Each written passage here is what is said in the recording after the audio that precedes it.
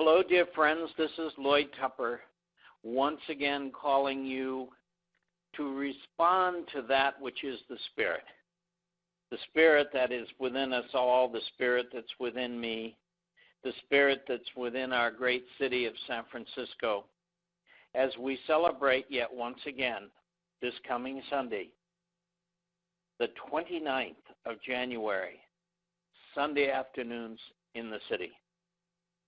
When we met 2 weeks ago, I told you that I was developing a founders series, meaning the founders of New Thought, particularly those that have affected me and many of you. I am continuing that theme for at least the next several weeks. And this Sunday, the title will be The Answer Already Established, quote, end of quote. And it comes from that wonderful classic by Joel Goldsmith, The Infinite Way. Joel Goldsmith, as most of you know, was a devotee and a very, very successful practitioner with Mary Baker Eddy back in the beginning days of New Thought. Since this is the Thomas Troward Institute sponsoring all these people, I thought I'd give you a few names that I'll be speaking of in the weeks ahead. Obviously, Thomas Troward is one of them.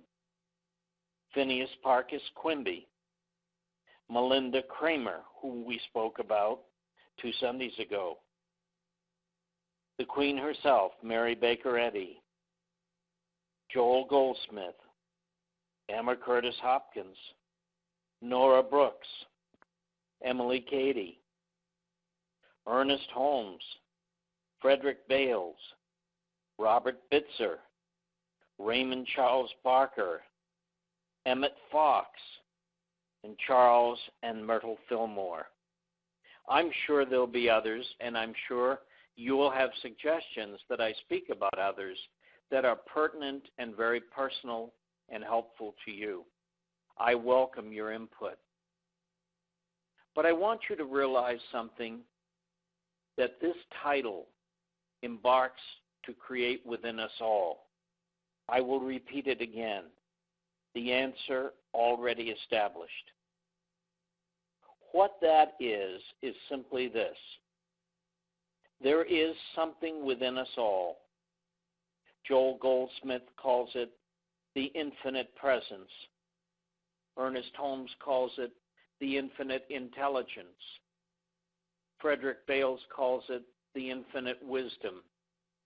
Other teachers, sages, avatars call it the infinite.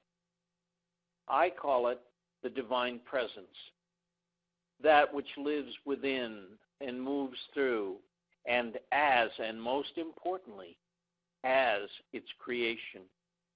This includes you, and this includes me. But you see, in the busyness of our everyday living, so to speak, and I do say that word living with thoughtful pause, because most of us are not living, but rather we are existing. Because to listen is to live. To expect that the answer already is established requires that we listen deeply to a presence within us, to an intelligence, to a power that we can use and direct.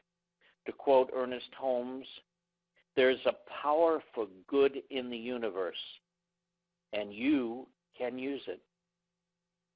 That's how he started off his many, many thousands of radio programs once a week on Sunday night. People would gather around the radio, and he would begin. There is a power for good in the universe, and you can use it. And that same power back in the 20s or 30s or 40s or 50s, 60s, 70s, 80s, 90s, and now we're into the 21st century, it hasn't been diminished. Its capacity to bring forth an established answer hasn't been muted by the strange inventions of humankind to quote Paul. Oh no. If anything, it's been greater activated. We have the internet now. We have all these new technologies, Kindles, the iPhone, and the list goes on and on and on. And if you think about it, that's what Ernest Holmes was talking about back in the 20s and 30s. There's a power in this universe. You may not be able to see it, but you see what it does. And now, thanks to the internet and all these other devices of which I referred to earlier, we can see what it does. And you know what? Just like Ernest Holmes stated, I'm not an electrician, but I can flip on the switch. And by golly, he knew the lights would come on.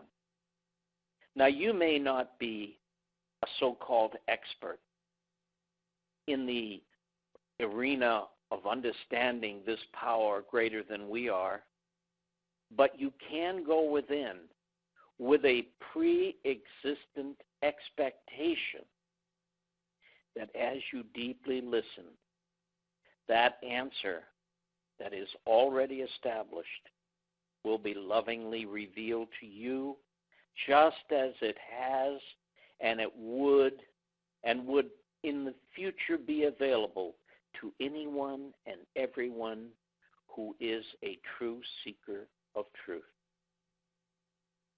Now, I know for you, I know for myself, there's an opportunity here for us.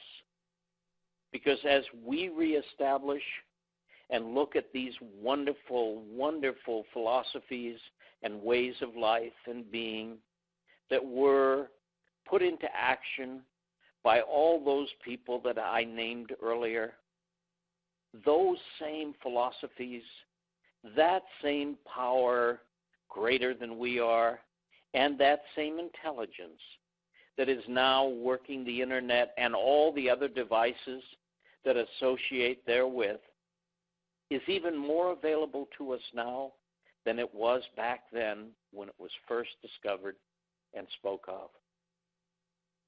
So what say you? As I ask myself, what say you, Lloyd? Is the answer established? Are you willing to be still long enough to hear it? Will you experience the peace of the silence? And will you let it whisper unto you that which you are seeking? That's what I'll speak to you about on Sunday. And I would assume, knowing me, a few other things also. So I invite you again to the Century Club, 2 o'clock. I'm looking forward to being with you. And thank you so much for all your love and support and your emails and every other prayer that you offer in honor of this great and wonderful Thomas Troward Institute that we have established on Sunday afternoons in the city. See you Sunday.